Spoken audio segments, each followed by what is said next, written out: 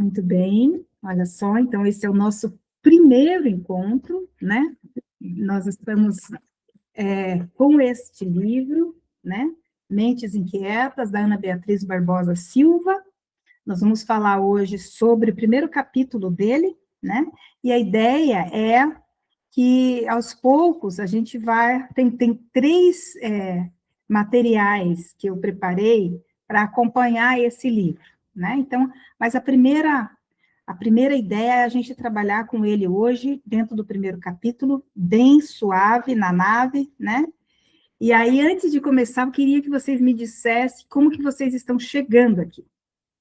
Podem, por favor, se puderem se apresentar, falar de onde estão.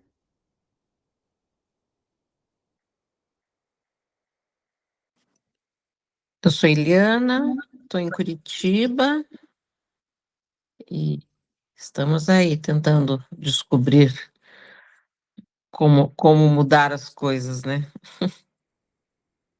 Entendi, Eliana. Uhum.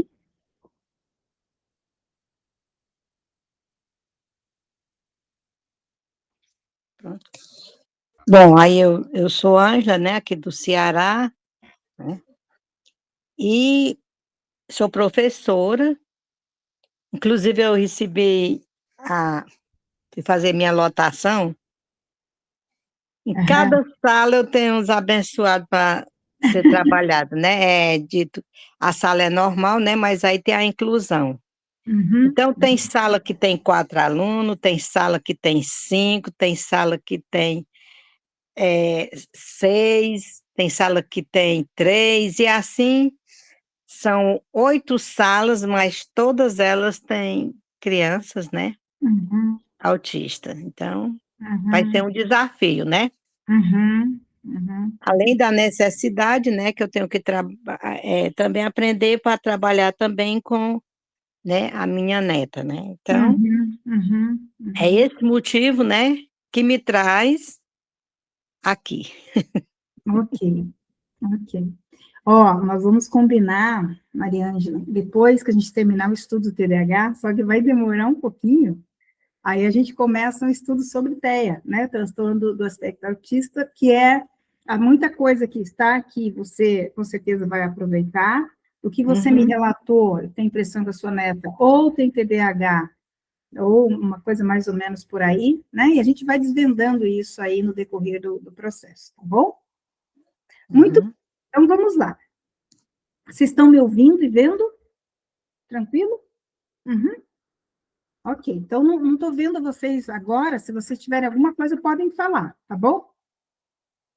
Então, muito bem, a gente vai, então, conhecer um pouco a Ana Beatriz Barbosa. Ela tem um Instagram super bombado, ela faz muito podcasts, enfim, né? Ela é uma médica psiquiatra e ela tem uma história muito interessante com este livro, né? Esse livro, ela... Não sei se vocês já ouviram ela contar no podcast sobre esse livro, né? Mas ela escreveu o livro e aí mandou para uma editora, né? E aí, quando ela quando o cara chamou ela para a primeira intervenção, né? Porque tem isso, eles vão discutir o design, etc, etc. Ela descobriu que o cara tinha mudado a lógica do raciocínio dela, e não sei o que lá, não sei o que lá, e ela tinha assinado o contrato, que ela não poderia, né, abrir mão, estava fechada ali, né, e aí ela disse para ele, olha, não concordo com essa, porque ela tem TDAH, né, ela é hiperativa, ela luta com isso também como psiquiatra, e aí ela disse, olha, eu não aceito isso, quero que você mude isso, e tá mais ou menos por aí. Foi lá para casa, aí não sei se foi dessa vez ou a segunda, enfim, mas ela foi novamente, o cara falou, não vou mudar, o livro agora é meu, né? Não vou mudar. E nós temos especialistas para olhar que esse conteúdo não vai vender, não sei o que lá, não sei o que lá, não sei o que lá. Aí ela tinha o rascunho que ela tinha feito em casa, né? Daí melhorou o rascunho dela e tal, para levar para a editora. Né? Então, ela tinha a cópia dela, que não era uma cópia acabada, ela disse que tinha mudado alguma coisinha e tal. Aí, o que que ela fez? Ela falou, não, tudo bem, então tá, deixa eu só dar uma olhadinha no original, você me traz o original só para eu... Então, olhadinha. Aí, eu posso ler, só fazer uma sugestõezinha? Pode, tá, tudo bem. Aí ela falou, posso ficar na sua sala mesmo, tal? Não, fica à vontade. Ela foi rasgando, ela rasgou o livro inteiro, o cara quase surtou, rasgou o livro inteiro, comeu umas partes, bem assim. E aí o cara falou, você tá louca, eu vou chamar a polícia. Ela, pode chamar a polícia, o livro é meu, né? E não sei o que, não sei o quê. E aí foi embora. Aí os amigos dela fizeram uma vaquinha, ela vendeu um carro, e aí começaram a vender, sabe, na comunidade, de porta em porta, e o livro explodiu, né? Então, assim, ela tinha razão, e ela tem razão de falar sobre isso, e a gente vai falar um pouco sobre esse tipo de comportamento hoje, né? E depois teve uma outra psicóloga que editou o livro, né, praticamente inteiro, o livro dela, né, fez um plágio. Aí ela teve que entrar na justiça de novo. Então, assim, tem toda uma história, né, a partir desse livro. Vocês já sabiam disso? É uma história mais ou menos assim, tá bem? Talvez não seja igual, mas só procurar Ana Beatriz, livro, e você vai entender, né? Então, bom, ela começa, então, falando o que é o TDAH, ela não traz o H ainda, né? Ela vai falar TDA, porque era a primeira versão, né? O H da hiperatividade, ele foi colocado posteriormente na sigla, e a gente vai olhar isso mais à frente, tá? Então, quem lê o livro vai ver lá TDA, porque a hiperatividade ainda não estava na sigla, né?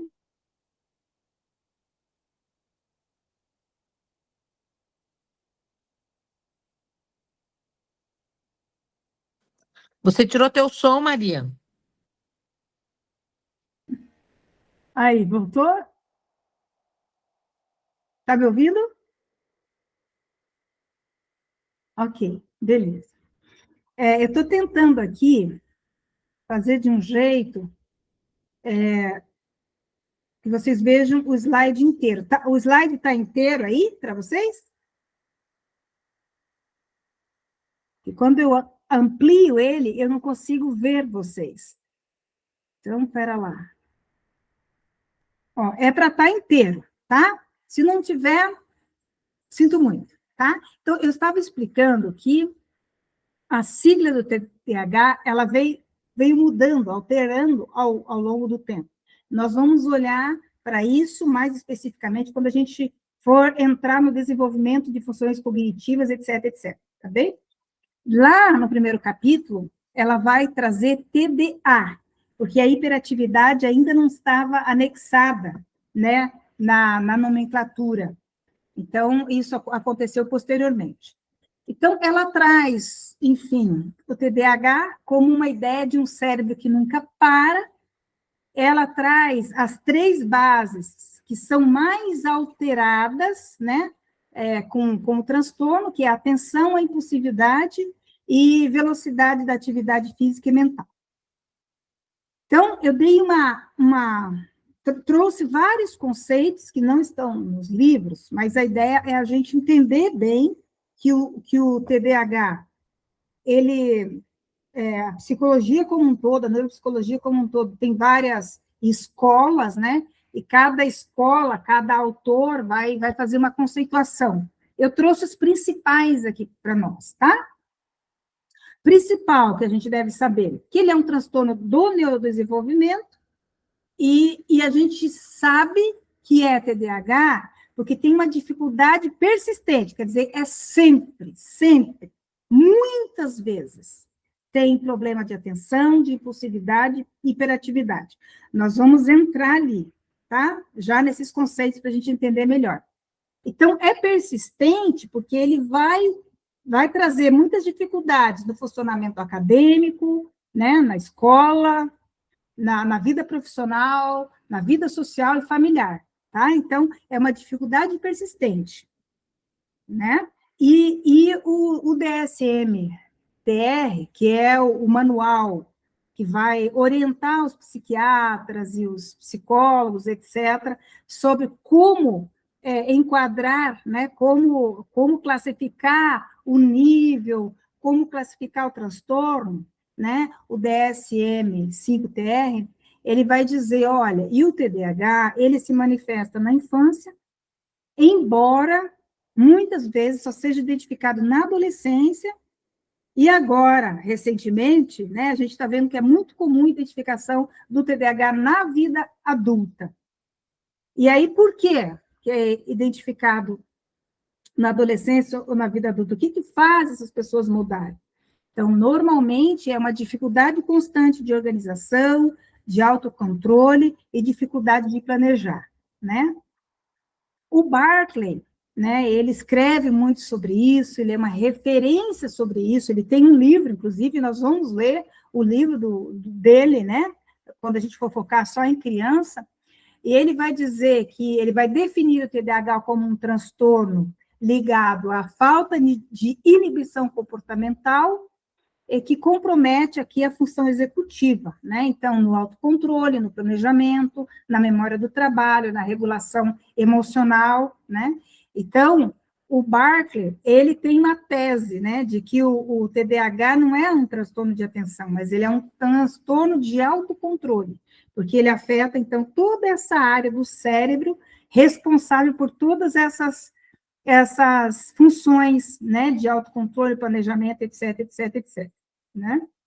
O Brown, ele vai dizer, olha, na verdade, não é só o autocontrole, mas é uma desorganização geral do sistema executivo do cérebro inteiro, porque afeta a dificuldade, né, de iniciar tarefas, de manter o foco, de regular esforço e emoção, quer dizer, manter a persistência naquilo que precisa, dificuldade de monitorar o próprio comportamento, né?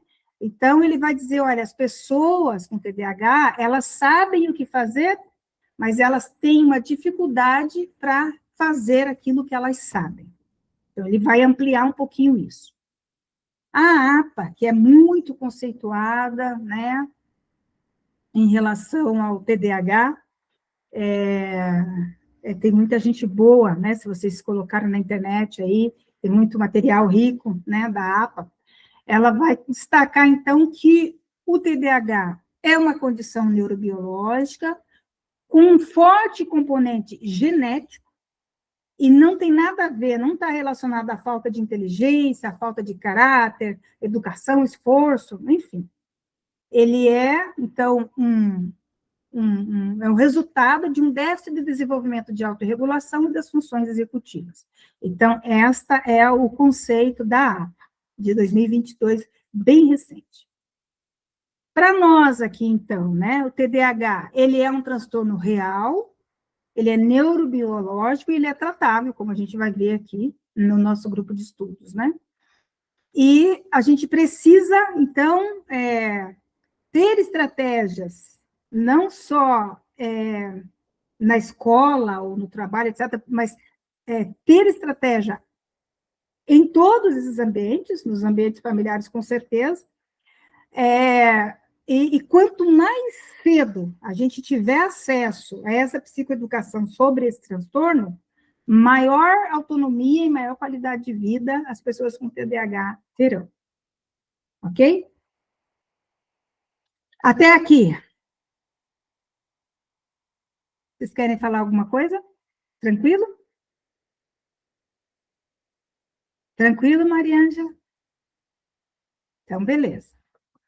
Bom, eu trouxe aqui um pouco da prevalência, porque eu acho que é importante, até eu comecei a falar sobre isso, porque a gente pensa assim, nossa, será? Meu Deus, quantas pessoas que passam por isso, né, e tal. Então, existem estudos, né, que vão acompanhar essa questão, né, são pesquisas longitudinais, né, existem aqui no Brasil mesmo, algumas instituições que cuidam para acompanhar isso, etc. Então, aqui tem a referência bibliográfica, né? Eu vou colocar essas referências depois na sala, quem quiser pode aprofundar, né? Então, o TDAH ocorre em quase 6% de crianças e jovens e 2,8% dos adultos, né? E em pessoas com mais de 50 anos ou mais, a prevalência cai, porque a pessoa já vai aprendendo a lidar com isso, né? Com 1,5, né? Essa prevalência é relativamente estável entre as várias culturas mundiais. A prevalência do TDAH é maior no sexo masculino, mas no feminino, normalmente, ela é mais grave, até por conta da complexidade, né, genética, do assunto, né, acúmulo de tarefas que as mulheres têm, etc, etc, etc.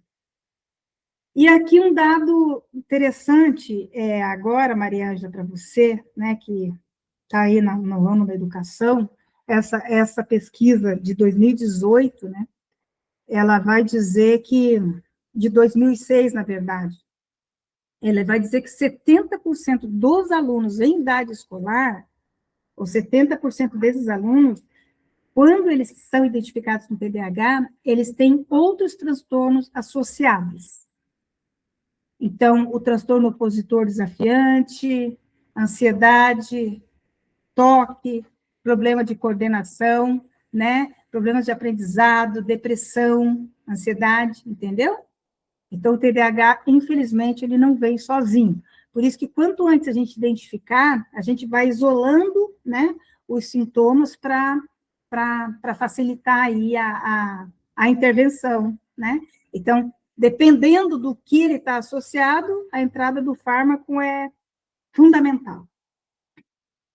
Então, o que acontece quando ele diz tem uma alteração de atenção? Como é que a gente percebe? Percebe, primeiro lembram, que é frequente, tá? Não é só uma vez ou outra, é frequentemente. A pessoa tem dificuldade para manter a atenção por muito tempo, né? Principalmente assim. Então, eu estou apresentando aqui para vocês essa caneta vermelha. No primeiro momento, ela olha a caneta vermelha. Aí, vem um outro distrator, né? Vem essa outra caneta aqui, passou rapidinho, não sei o quê, e eu volto a falar da vermelha. Perdi ela. Não consegue mais manter a atenção, entende? Então, ela se distrai muito, mesmo quando quer focar, né? Esquece compromisso, esquece coisas, tarefas, né? Age no impulso, no falar e no pensar, tem dificuldade de manter uma rotina, né? E, em alguns casos, parece que está no mundo da lua, né? Então, quando nós formos falar de atenção, de modo geral, esses critérios, eles têm persistência no tempo, tá? E eles têm persistência na quantidade. Então, aqui, a grosso modo, nós estamos falando isso. Pensando em atenção, olha aqui, Maria Ângela, para você, né? No teu caso, aqui eu trouxe família, né? Mas a gente pode trazer isso para a escola, né? Como é que você poderia ajudar, né? Então, por exemplo, se você diz, Maria, eu vou ter lá 5 cabecinhas, né? Com uma possibilidade aí de um comportamento mais desatento, então, amiga, pelo amor de Deus, né? Rotina é a sua fluoxetina, né? Essas crianças têm que ter rotina iguais, né? Ela tem que saber o que ela vai fazer. Ela tem que ter previsão do que ela vai fazer, né? E ela vai se esforçar muito para cumprir isso aqui, né? Do que você produz, do que você propõe, do que você organiza. Mas se mudar toda hora, pelo amor, vai você e ela pro saco. Tá bom, Maria Ângela? Quando a gente vai falar de impulsividade, então, né? Então, impulsividade é a dificuldade do cérebro desta pessoa pausar, pensar, escolher a palavra, ou escolher o comportamento, né? Antes de agir ou falar. Então, quando a gente vai falar de dificuldade de regulação, né, ou de autorregulação, é que, por hora, algumas vezes, no livro ela vai trazer alguns exemplos, né? Algumas vezes ela faz um hiperfoco, se ela está interessada, ela vai ali, só ali, fica quieto, o mundo inteiro tem que parar, porque ela está fazendo aquilo ali, né? Às vezes ela isola o mundo inteiro para ficar ali, né? Ou, às vezes, ela tem mais dificuldade ainda, não consegue nem fazer as escolhas, né? Então, às vezes, ela fala sem pensar e depois se arrepende, então interrompe as conversas com frequência, bateu a emoção, já fala, já se contradiz, né?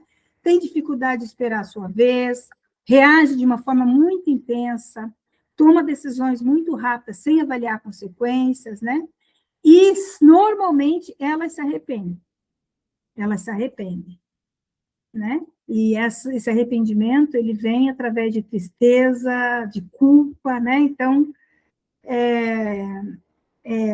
a gente fala assim, não precisa chutar cachorro morto, tá? As pessoas, elas têm um problema de neurodesenvolvimento, não de defasagem de QI.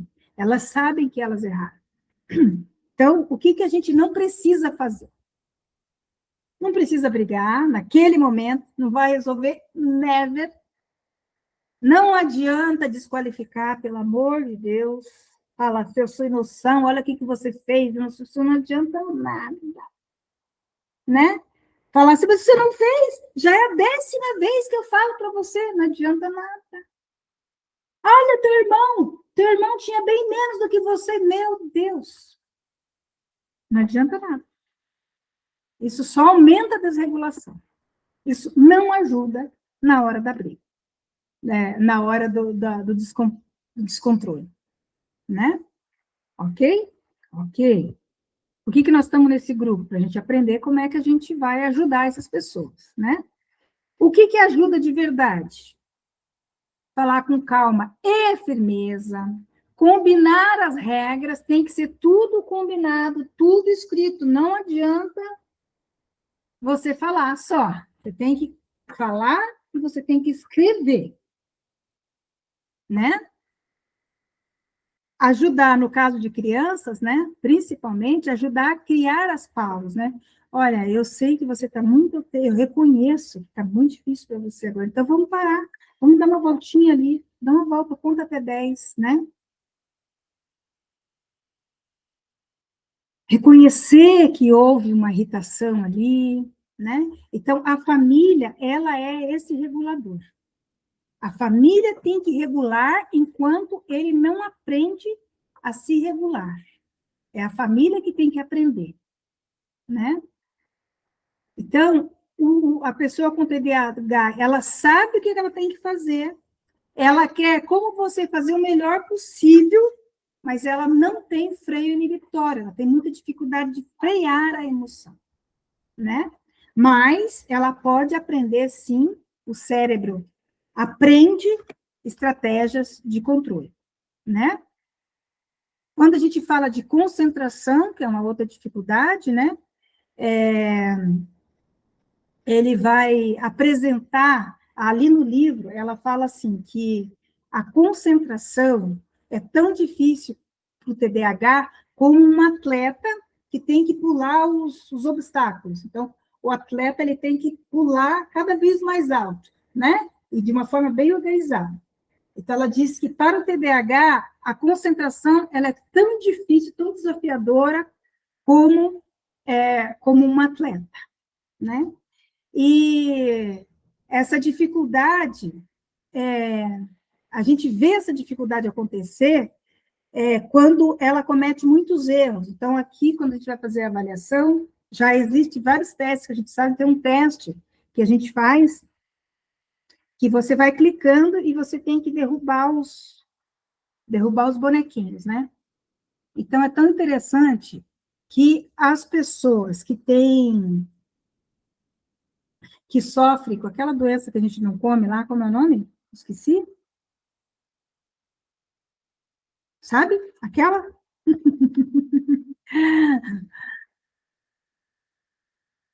Lembram que as pessoas não comem? Que o padre Marcelo Rossi teve? Esqueci, né? Essas pessoas, elas erram muito nesse teste, porque tem um tempo, né? Você tem que derrubar a maioria dos bonequinhos certinho, e elas erram porque elas não têm força, sabe? assim, o cognitivo delas tão cansado, você sabe que ela é muito lenta, então ela acerta, ela sempre vai muito mal nesse teste, ela acerta, mas ela cumpre só um terço quase, meio, por quê? Porque o cérebro está lento, está precisando de energia, né? E o TDAH comete muitos erros. Por quê? Por causa da velocidade, essa coisa aí de dificuldade de concentração. E daí erra, né? E etc, etc, etc, né? Então, ele erra por falta de atenção. Outra coisa, se tem uma atividade que exige, né, a concentração, tem que ter um esforço mental, aí para ele, tadinho, é igual uma tortura. Então, não que ele não saiba fazer, não que, sabe, mas o desinteresse é porque tem um estresse ali associado, né? Ele sabe que vai ter que se desgastar para ficar ali. Outra coisa, né? Às vezes você vai fazer, você tem que então fazer, vou fazer isso primeiro, isso segundo, tá? E depois eu vou lá e tá. Ele não consegue ordenar essa organização, ele vê tudo como um bolo, né? Então, né? É difícil. Dificuldade de socializar, porque como ele é muito rapidinho, né, ele vai confrontar as pessoas que estão se organizando, né, para que isso, não sei o quê, né, e ele vai tentar pular a barreira. Então, a gente vai dizer, tem um déficit de atenção quando a gente vai avaliar isso aí.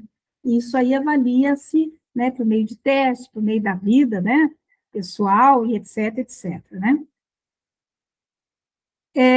Quando a gente vai falar ainda é desatenção, lá no livro ela vai falar que a desatenção é o cansaço na alma. E aí ela traz 2 casos para falar sobre isso. Ela traz o caso da Diana, e a Diana vai falar essa coisa dela perder coisas, dela sempre estar atrasada. Então, ela começa com entusiasmo, depois ela para. E lá no final do depoimento dela, ela vai dizer assim, que para ela, parece que a mente dela não é nem assim, tipo, perder o bonde, sabe? Mas parece que assim, o bonde está lá parado, ela entra na coisa, entra no processo, mas não consegue ficar. E daí ela sai.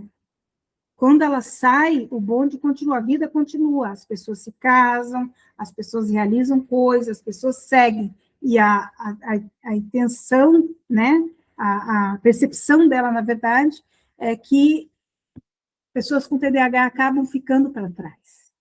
Então, entra no bonde, às vezes, do casamento, mas não consegue ficar. Entra na faculdade, muito difícil, entra no trabalho depois, termina a faculdade, é difícil se manter nisso, enfim, né?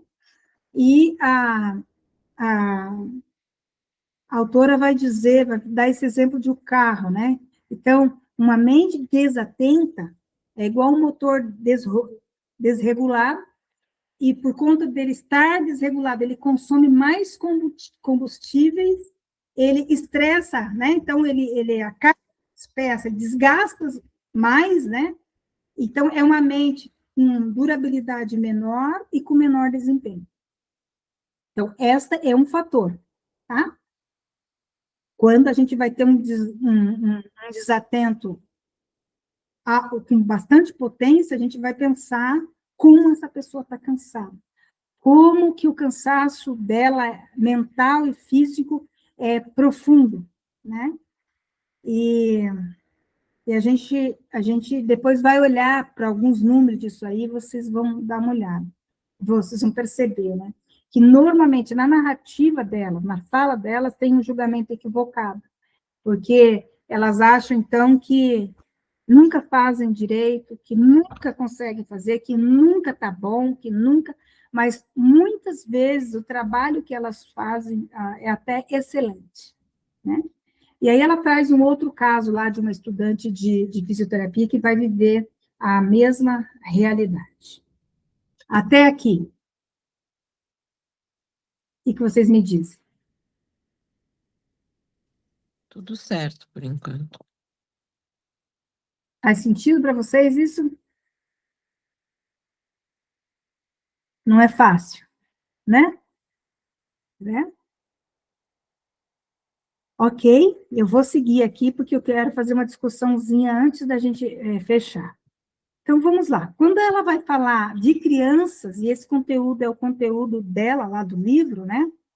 Ela vai dizer, olha,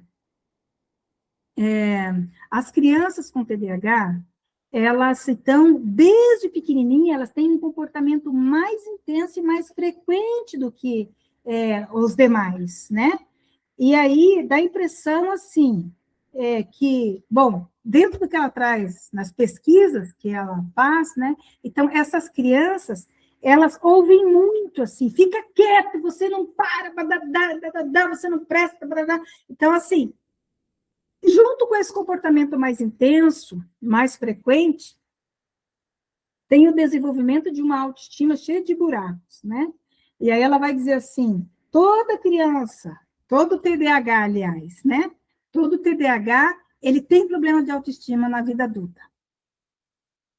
Então, ela disse que, tipo, até os 0 aos 3, né, que a gente vai definir a personalidade, e essa criança, ela já é arteira, ela já é, então, ela espelha essas falas, né? Ela espelha essa baixa estima aí na personalidade dela. Então, elas ouvem críticas, ela ouve muito mais crítica do que elogio o dia inteiro, né? E aí ela tem uma ideia central, uma crença central de que nunca faz nada certo. E aí ela traz aí, né, que para trabalhar com crianças com TDAH, um desenvolvimento que nós teríamos que ter é o desenvolvimento de reconstrução da autoestima dessa criança, né? E aí tem uma sugestão aí, em vez de falar você é bagunceiro, pode dizer, menino, vamos ajustar esse comportamento, mas, nossa, como você é capaz, etc., né? O Michael White, ele vai dizer assim, vamos separar a pessoa do problema, né? Ele uma parte dele é esse desenvolvimento desajustado, é só uma parte, não é inteiro ele, não é inteiro. Mas às vezes a gente pensa, né, que é inteiro. Então, uma outra dica, principalmente aí para a Maria Ângela, né? Não adianta dar atividade inteira para ele, né? Ou não tem que ser pequeno. Primeiro você faz isso, depois você faz aquilo, até no adulto. Porque cansa muito ser inteiro, ele não vou conseguir. Né? Então, aprender a dividir as tarefas de casa, as tarefas da escola, as tarefas, todas elas em partes, né?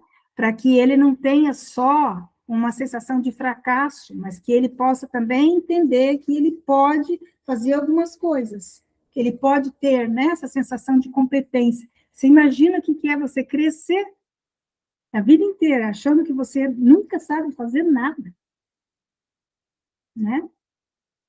Então, a sugestão é entender que eles se esforçam muito com essa mente que a gente está entendendo agora, né?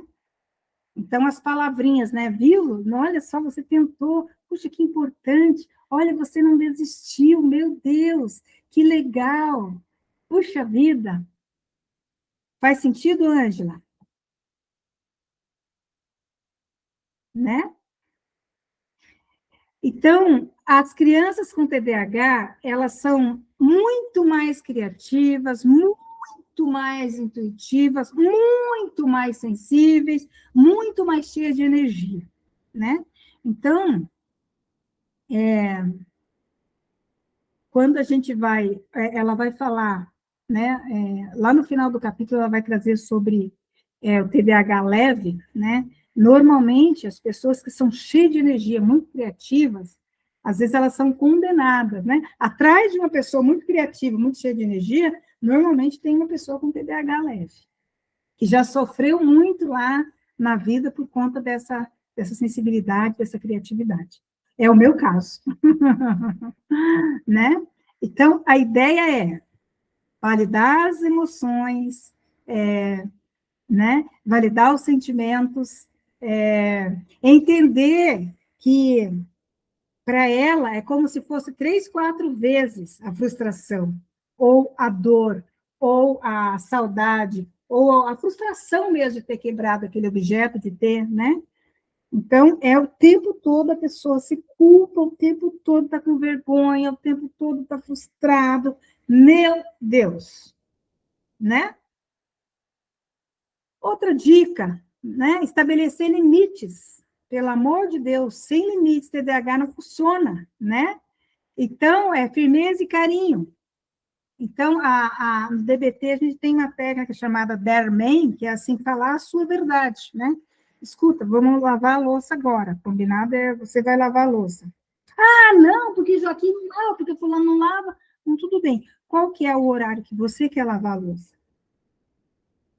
Ai, eu não sei, não sei o quê, não sei o quê. Não, tudo bem. Eu vou te dar aí 10 minutinhos, daí você me diz. Eu vou te dar 3 sugestões. 10 da manhã, 11 ou meio-dia. Qual que fica o melhor horário para você lavar a louça?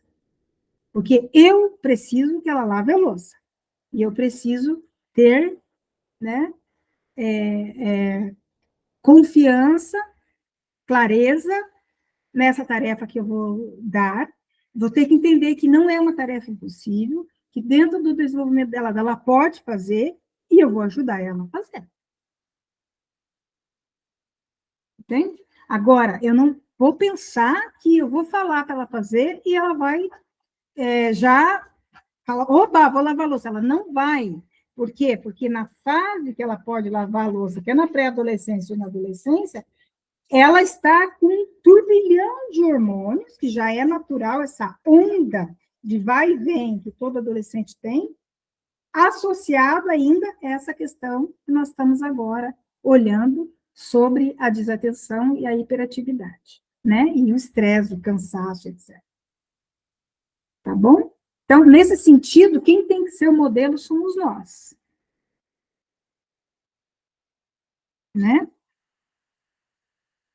Se a gente se culpa, se a gente se, né, vai ser muito mais difícil. Trazendo, então, para o TDAH adulto, né, no adulto, tudo é muito. Ela trouxe lá o caso de um jovem advogado, né, que hora ele focava 100% e esquecia a namorada. Ele tinha um hiperfoco momentâneo naquilo que ele queria, ele gostava de arrumar computador, foi na casa dela, e era dia do aniversário de não sei o quê, era dia não sei o quê, e ele lá fazendo o tempo todo, então não fala com ninguém, não faz nada, só fica fazendo aquilo, né? E um outro jovem arquiteto, né, que tinha uma impulsividade, né, verbal muito forte. Então, a chefe dele sempre tentava colocar ele nos projetos, etc. Essa crítica dele era tão ardida, assim, e aí ele disse que depois se arrependia e ele ficava pensando como é que eu posso desdizer aquilo, aquelas bobagens, né? Então, a dificuldade de impulso no adulto, no TDAH adulto, ela é bem desafiadora, né? E aí a gente vai dizer, né? Os autores vão dizer, olha, ele não inibe comportamento, ele tem dificuldade de regular essa emoção, né? E aí, então, se a gente for pensar de uma intervenção, que nós, como família, possamos interferir, nós precisamos ensinar essa pessoa a pausar, né? A pausar o cérebro com pequenas coisas. É só parar, vamos parar agora, filha, respirar 3 vezes, depois a gente continua, né? Olha, não precisa entregar tudo agora, né? Enfim, ok? Muito bem, a gente já viu que confrontar no momento não adianta nada, né? Precisa de combinado, precisa de rotina, precisa de alarmes no celular para lembrar, né? Precisa de limites claros, né? Principalmente não tente salvar a pessoa sozinho, porque essa é um aprendizado, né? E aí, então, ela enfatiza, né, que sem apoio. Bom, primeiro ela vai dizer, antes dessa história do sem apoio, ela vai dizer, né, que o TDAH precisa de acolhimento, né? Mas esse acolhimento não é assim, ai, vem aqui, eu te entendo. Não, esse acolhimento é muito mais. É um acolhimento que precisa orientar, porque para algumas pessoas com TDAH, também, ele tem uma capacidade de criação e etc., pelo menos 2, 3 vezes mais do que o senso comum. Então, assim, é muito chato para eles. Ficar falando uma coisa óbvia, é muito chato. É muito chato ter que prestar atenção numa aula monótona e sem graça, é muito chato. A cabeça dele já entendeu aquilo, né? Por isso que precisa um acolhimento muito mais intenso, né, de entender isso, né? Porque aí nós vamos reforçar esses pontos fortes, né? Certo? Então, ela vai dizer que eles podem ser muito produtivos, muito quando eles estão engajados, eles são muito profundos quando eles conseguem entender por que estão fazendo, né? Mas tem essa dificuldade aí de dispersão, né? Que pode ser, tipo, dá a impressão que ele não está ligando para você, que ele não está ligando lá para o meio, mas não é. Pode ser que ele está aprofundando, que ele está concentrado naquilo que para ele faz mais sentido. Até aqui, contem para mim. Como é que chega aí?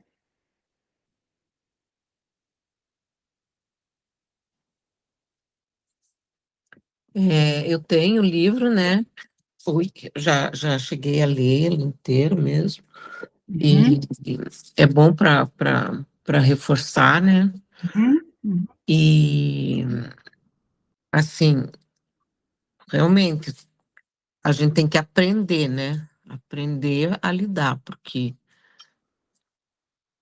E não pode esquecer de como lidar. Né? Pode esquecer.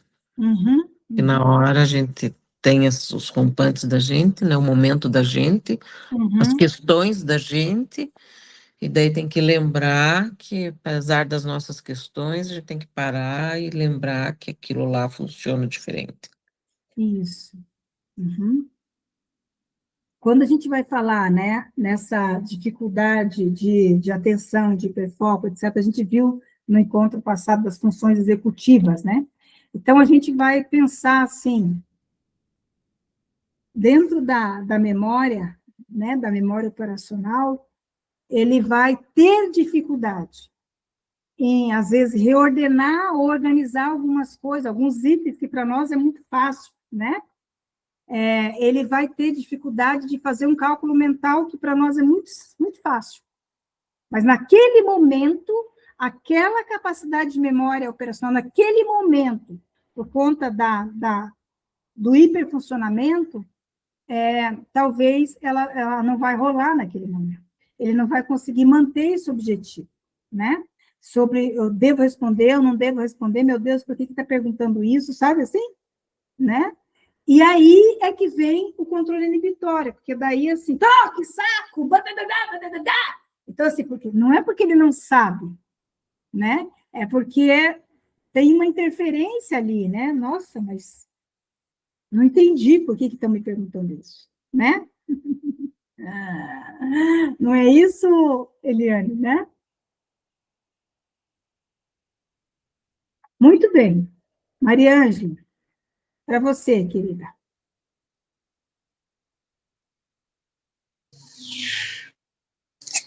Pois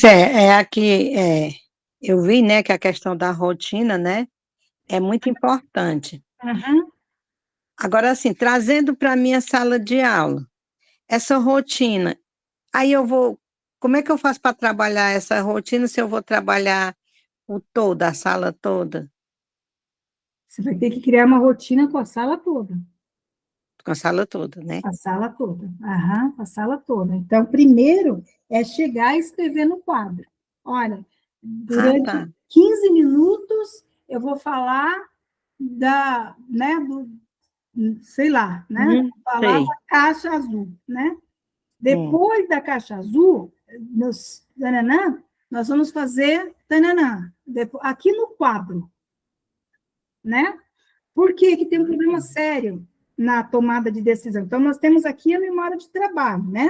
A memória de trabalho tem uma capacidade de armazenamento, né? Então, quer dizer, não significa que eu aprendi ainda. Primeiro, eu preciso colocar na memória de trabalho, para depois fazer as conexões, né? O que acontece com o cérebro TDAH? Por que ele responde diferente, né? Os esforços. Por quê? Porque na mente do TDAH, a recompensa tem um valor muito grande, né? Por que TDAH e dependência química ou de compulsão por jogos é um problema, né? Porque ele gama, ele não consegue se desvincular quando tem uma recompensa muito rápida.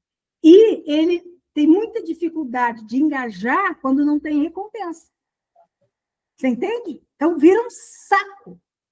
Primeiro, porque ele vai entender com muita facilidade aquilo que você já vai explicar. Esses 5, eles vão aprender muito mais rápido do que os 30 que você tem. Mas como é que esses 5 pode acabar com a sua sala de aula, não pode? Por quê? Porque não tem recompensa para eles. Meu Deus, ela vai falar de uma coisa que a gente já sabe.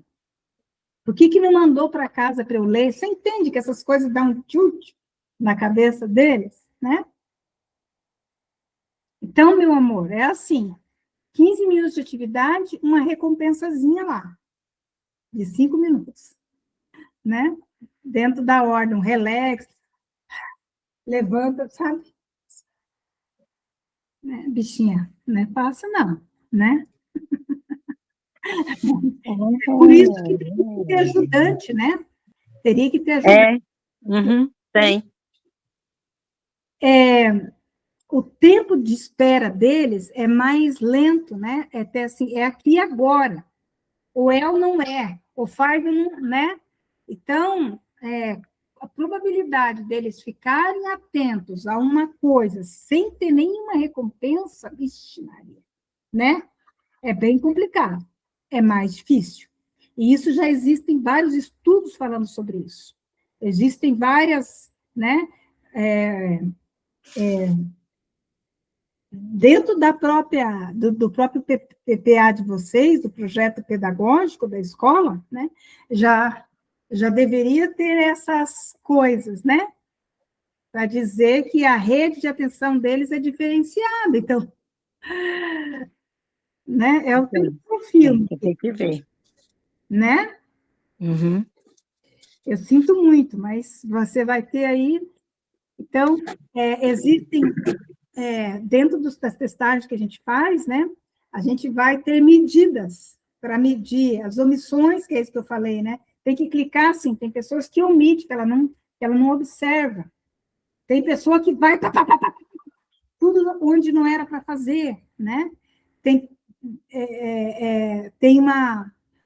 no TDAH, dependendo se ele é desatento, se ele é não, tem uma variedade de atenção, sabe? Dependendo do estímulo. Então, tudo isso, já existem testes que fazem essa comprovação. Mas isso está muito ligado à neurociência, à psiquiatria, e não chegou na educação ainda. Né? Não chegou na educação ainda. Né? Eu faço uma pós-graduação e eu tenho muitas horas de supervisão. 7 horas de supervisão na semana. Só estudando casos. E é horrível. As pessoas trazem casos assim, de criança que foram adotadas com déficit horrível, já estão vindo para a adolescência, já tem manifestação de sintoma de TDAH, e a escola não tem material para avaliar. Você entende isso? Não é que é uma loucura? Você viu como esse transtorno, né? Bom, agora, né? Acho que a gente está num momento bom de falar sobre isso, tem muita coisa que está acontecendo, vai acontecer muita coisa boa, mas ainda na verdade, né, nos municípios de porte 1, nos municípios pequenos ainda, né, Ângela? Ainda é uma coisa assim, é falta de educação, a culpa é da família, é doido, não é isso? É triste. É triste, né? E ficam superlotando as salas, né, sem dar condições. Exatamente, vocês que lutem, né? Então, lá no DSM-R, que a gente viu, ele vai dizer, olha, para você detectar que uma criança tem ou não TDAH, ou adulto, etc., eles trazem 18 critérios, né? 8 critérios para olhar atenção e 8 para... 9 para atenção e 9 para hiperatividade, né? Então, a base fundamental, que ele vai dizer, olha, para as pessoas com TDAH, o foco deles é o presente, é aqui e agora. Aqui e agora. Essa criança, o foco é aqui e agora. Já tem comprovação para isso. Não é no futuro. Aí você vai estudar o Brasil, sabe assim? Não cola? Não cola. Né? Por isso que essa discussão que nós estamos fazendo aqui, é uma discussão que tinha que ter na escola. Uhum. Faz sentido para você? Faz. Qual que é a formação que você teve para lidar com esse povo? Cursos, né? Mas ainda está se fazendo também, né? Por conta, né? Porque o município mesmo ainda não ofereceu. Exatamente. Você que lute. É. Né? Então,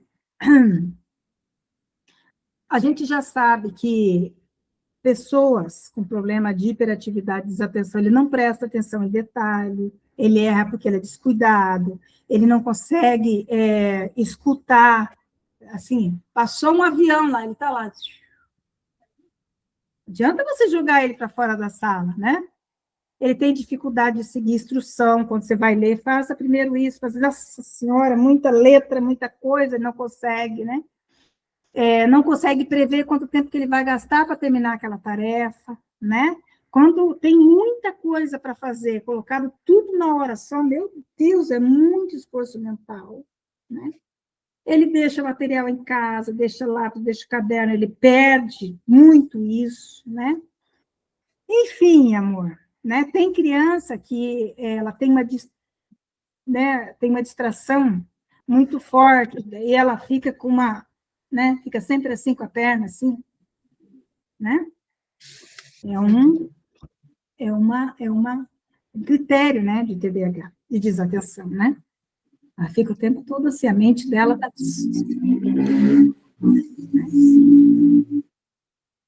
Tá bom, meu amor? Chama lá os professores, manda vir para esse grupo aqui, é pouco, mas é bom, né? Pois é.